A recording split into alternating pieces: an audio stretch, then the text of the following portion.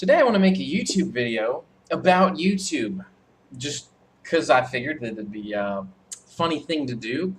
So I was speaking with a Google recruiter, and I told them, you know what, I'd rather not interview with Google right now because I already have a job, and it's a pretty good job, and I like the people I work with. And so, what about in a couple of years? Maybe I'll talk to Google again. But after I had that discourse with them, one of the things I mentioned was that I would probably not want to work on the YouTube artificial intelligence platform because I believe it might corrupt the children.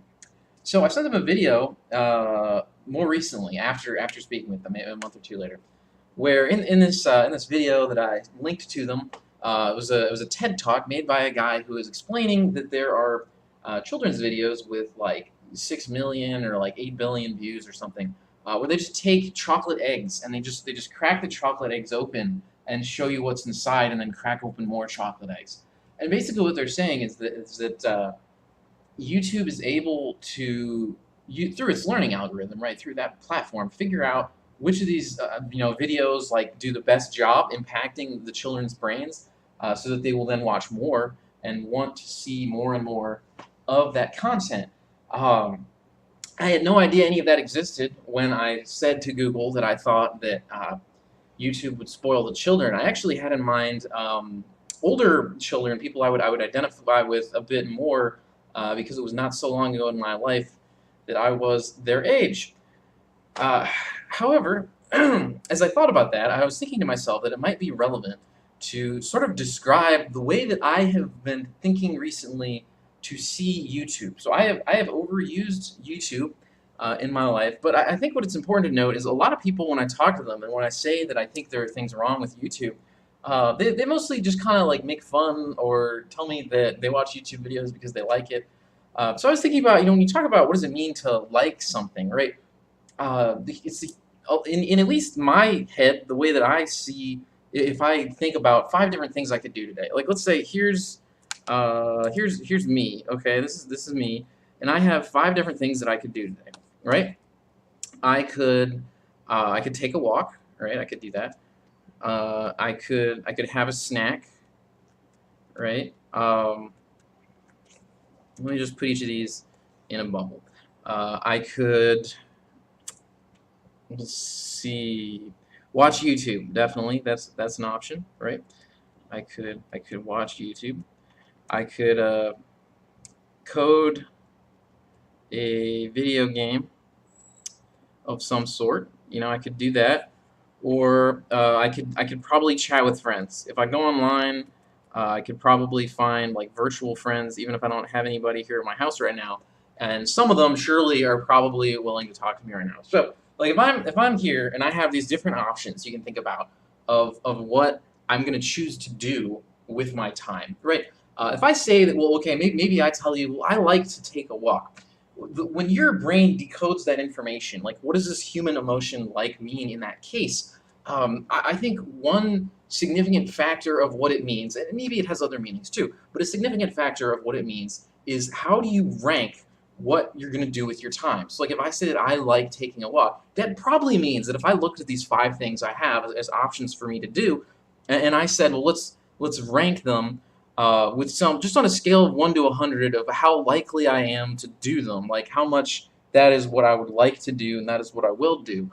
We can start to give that a rank and say, okay, well, if I like to take a walk, maybe that's like a 65 rank. Maybe having a snack is only like a 25 rank because I don't want to gain any weight. Watching YouTube, maybe that has like a 55 rank because it's just pretty fun. Maybe coding a video game, maybe I really like to do that, so I'm going to give that like an 85 rank. That's probably what I'm actually going to do after this video. Chatting with friends, maybe I kind of like that. Maybe that's like a 45.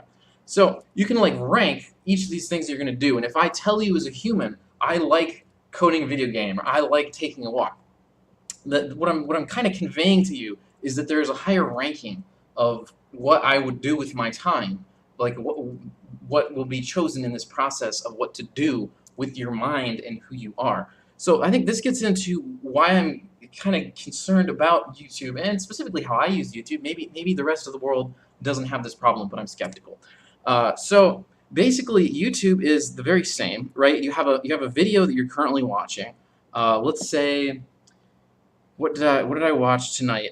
Sorry about that. My hand hit the screen here. I got a touch screen. So maybe this is like a music video about what you want to do today. So the problem that I see with YouTube, when we talk about how I'm going to choose what videos to watch, like they give me a list of videos, I choose them.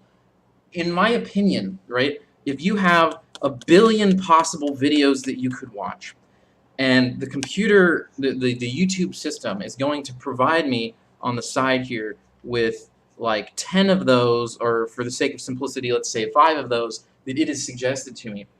It has already done this ranking process, right, of like which videos it thinks that I will watch, and it has already ranked all of these videos as kind of the highest. So I think it's fair to say that it's kind of doing that same ranking process, but it's doing it from like a sample of a billion videos, not from 5 videos that I'm choosing from on the screen. And so the concern that I see is I think that their ranking system, when they try to say, okay, what videos are we going to put here, are entirely focused on what has the highest probability to get like likes or views or whatever that garbage is, and basically, ultimately, the highest amount of screen time for the human that's using the computer, right? Like if we look at these 5, like maybe they would say, okay, this has 95% chance that I will click this one based on the past 20,000 videos that I've watched over the span of my lifetime, or something like that. Maybe this one has like a 75% chance that I'm going to watch that video, but there's some correlation that if I fall in a certain like Venn diagram of people, like right here, maybe this would have like a 99% chance. So like, you know, they're taking a risk with that one. Maybe this one here is just like an 80% chance, is pretty likely, and something like that. So I mean, maybe this is how YouTube probably used to work years ago when they first built it, right? It's just like, what's the highest probability of you watching something? It's my belief, more recently, however, that they have continued to advance.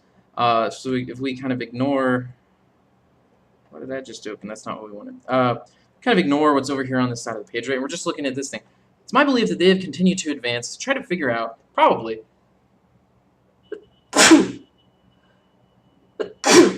excuse me, to try to figure out, most likely, what videos I'll watch after these, right? If you're YouTube, I think you don't want to just think about the present, you probably want to think about the future.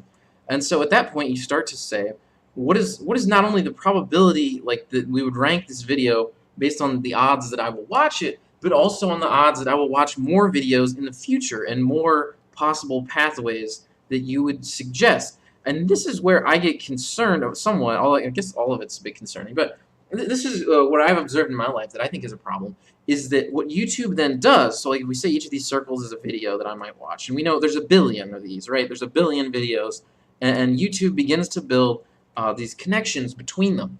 What I see in the YouTube service, in my experience at least, is that they're looking for a pathway, and there's, I mean, you could build a huge number of pathways, right? The concept of a graph is very, very standard in computer science. I'm sure they have something like this. They might represent it in a myriad of different ways in their data and their servers, but it's probably something similar to this. And ultimately, I think what it kind of looks for is, do we have one of these that makes a circle, right? If you have a human who's willing to watch a video multiple times, whether it's because it entertains them or because it's a song that they like that they want to hear multiple times, if you can get a circle pattern where they watch, like, say, 3 videos in a row, and then they'll watch those same 3 videos again and again in a pattern, and that they'll traverse that with a very high probability. Like, let's say, you know, if I watch this video and then I go on to watch this one, maybe that means that I have like a 99% chance that I'll want to watch this one after it, right? That they're related to each other in probabilities of like what the future will be.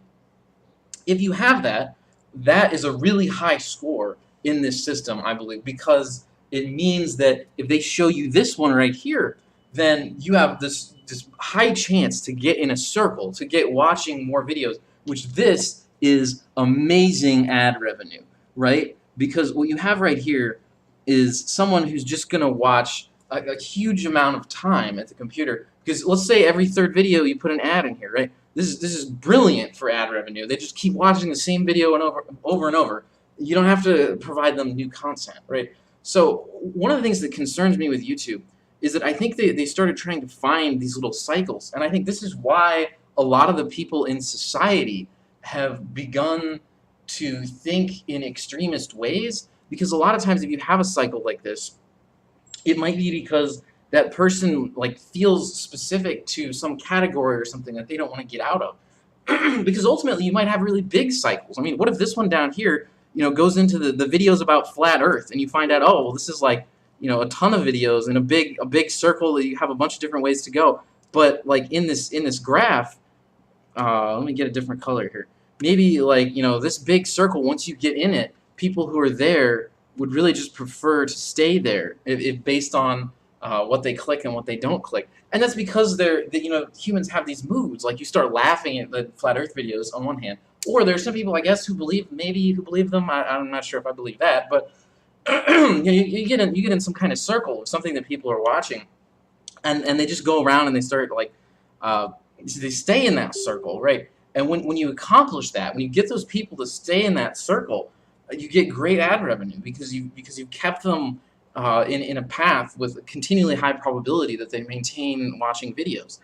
And so this is, I think, what concerns me about YouTube is how good it is at being YouTube, right?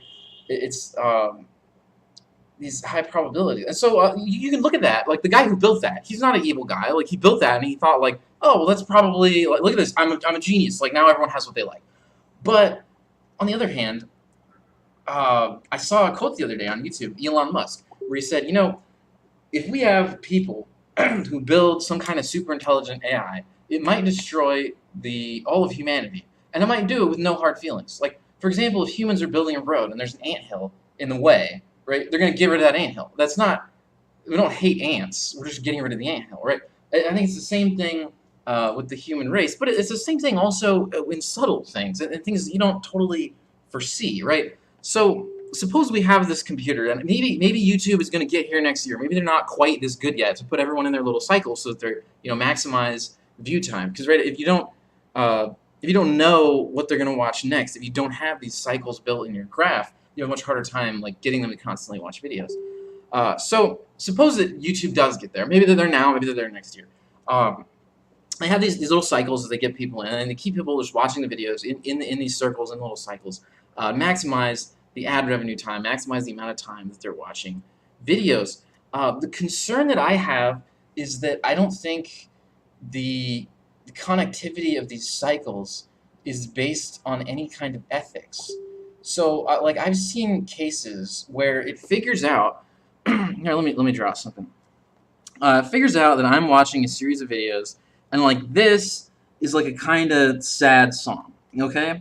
And this one is kind of like mad song, okay? And then this one is kind of like a death song. I don't know what death song is. I'm making that up. But let's say it's really just really negative. Like we'll write it in red. Okay, this is just like it's like bad. Like it makes you feel bad when you watch it. But like sometimes people just want to feel bad. So let's say you have this pathway, right? So when you're trying to evaluate what videos to show people, right? You're gonna have like maybe you have this happy song over here, right? What's gonna happen is the computer's gonna say, oh, well, if he's on a sad song, he's gonna have like a 90% chance to watch this mad song, but only like a 70% chance to watch this happy song. So this is happening with 1 billion videos. So mad song is probably actually like 20 videos, right? And happy song is like 20 videos. So what ends up happening is you don't see any happy songs. Like if you're watching a sad song, they're just going to show you they might show you like one happy song, and then you don't click on it. So they know like, okay, mad song next. And they're going to go like this death song, or I don't even know what that is, right? So we go over there. And pretty soon what happens is like you take someone, you're taking them from sad song, and you get them in this circle where you figure out like, okay, people go in a circle here. That's great. But what is this circle? Okay, maybe this one is like murderers talking in cold blood about what it was like killing people. All right, murderers talking about murder to cops or something, like when they give their testimonies or something. And we have like, I don't know, maybe this one is like something. What would be other cases here that you might have? Like this would be like a creepy song from a video game. From a video game. And what you have here would be like a remix of video game that's more negative, like Creepier Remix, right? And then like you get in this circle, and this one is like video of video game characters dying or something. I don't know. Video game, or like, what about, maybe this one is like a high stress.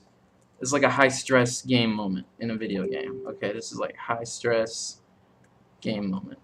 Like, what you can get into is that the computer has figured out, well, you get a really high amount of views if you can get someone stuck in this cycle that they're like really upset. And so I think the problem that I see is this is absolutely like what Elon Musk is talking about, that you might change the face of all of society and how people think. Like maybe they'll be always upset or something like this. And you do it, like no hard feelings. You didn't even intend to do that, right? But you end up building this system. This did happen to me. I did have it give me a video of murders talking about what it was like murdering people. That actually did happen to me on YouTube. Um, and so I mean I think you get these circumstances where the system is learning the pathways to get most views watched, like most videos viewed, like most number of views, most videos watched, and I don't think it's good.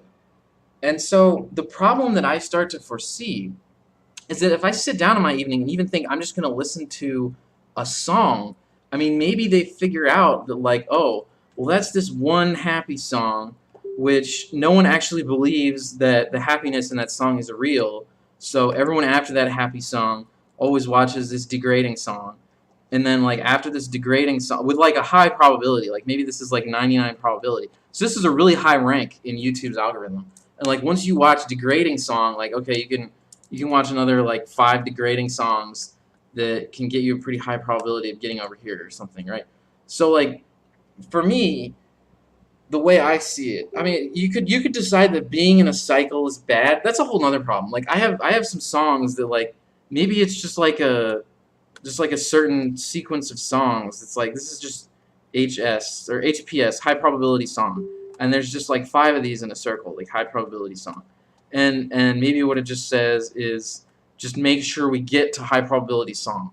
And sometimes it does that, right? And so you could also say, well, maybe that's not wrong if you just always listen to the same song. But I think the problem that I see is that there's so much in the world. If they just constantly say that I should watch a high probability song, yeah, they'll be right, but it's degrading to my life, even if it's not this negative stuff, to like watch the same high probability song that's meaningless. There's no reason to watch that song over and over every single night or something, right? So the way that I see this system is that it's building this network of how to put people in positions where they watch the most videos. And what amazes me is nobody even seems to want to think of it this way, right? They just want to think like, oh, well, I'm just watching videos that I like to watch. And I got to think, like, you got to question, what is the meaning of like? What are you trying to tell me when you say that? Are you saying this doesn't exist, or that you're ignorant? You don't know that this graph of data exists. And I guess that's kind of what I wanted to cover today. Is that I want to be able to send a video like this to people that I know and ask them that question. When you tell me that YouTube is harmless and you like it, are you telling me that you don't care that this graph exists because you believe that it only gives you what you want, even though you know its goal is maximum videos viewed and not best human life? Um, or do you just not care and you think that I'm wrong? You know what? It would be great if someone commented on this video and said, no, you're wrong. That never happens. Here's why. That would be informative to me. But this is what I think I've seen. I hope I've described it decently well. And that's the concern that I have. And I hope you have a good day. And think about what things mean in life.